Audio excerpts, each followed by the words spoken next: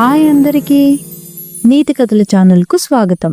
ఇక్కడ మనం చక్కని నీతి కథలు చెప్పుకుందాం. ప్రతి కథ ఓ మంచి పాఠాన్ని నేర్పుతుంది. మరి ఆలస్యం ఎందుకు, కథలోనికి వెళ్ళిపోదాం.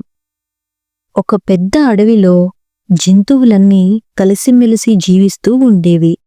ఆ అడవికి రాజు సింహం, పేరు కైరో. కైరో శక్తివంతుడు మరియు తన రాజ్యాన్ని న్యాయంగా పాలించేవాడు. ఇది ఇలా ఉండగా ఒకరోజు అడవి అంతా నిశ్శబ్దంగా మారింది. పక్షులు తమ గానాలను ఆపివేశాయి. జంతువులు భయపడుతూ చుట్టూ చూస్తూ ఉన్నాయి. ఎందుకంటే అడవిలోనికి కొంతమంది మనుషులు గొడ్డళ్ళు, కొడవలు మరియు యంత్రాలతో వచ్చి చెట్లను నరుకుతున్నారు, జంతువులను భయపెడుతున్నారు. ఇది చూసి మరికొన్ని జంతువులు తమ అడవిని ఆక్రమించడానికి మనుషులు వచ్చారని భయంతో పరుగులు తీస్తూ అటూ ఇటూ పారిపోయాయి. ఈ విషయం విన్న అడవిరాజు సింహం కైరో ఎలాగైనా అడవిని కాపాడాలని నిశ్చయించుకున్నాడు.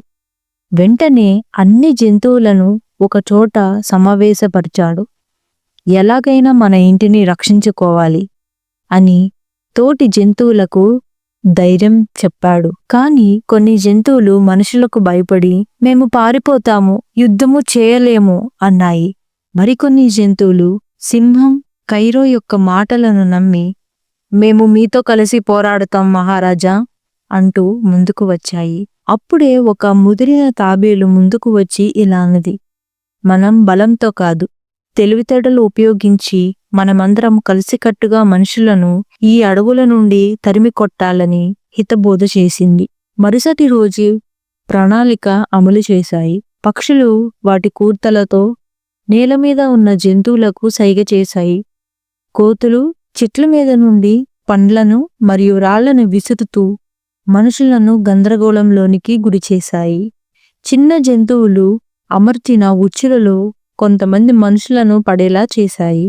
చివరిగా కైరో పులులు, తోడేళ్లు, ఎలుకబండ్లతో కలిసి పెద్దగా గర్జిస్తూ మనుషుల మీద మెరుపుదాడి చేశాడు. ఆ దెబ్బతో మనుషులు అడవి నుండి వెనుకకు తిరగకుండా పారిపోయారు. అడవి మళ్లీ చిగురించింది. జంతువులు, పక్షులు మళ్లీ తమ గూళ్లను నిర్మించుకున్నాయి. ఈ విధంగా కైరో మనుషుల మీద తన తోటి జంతువుల సహాయంతో విజయాన్ని సాధించాడు. చివరిగా ముసలి తాబేలు నవ్వుతూ ఇలా అన్నది, ఐకమత్యమే మహాబలం.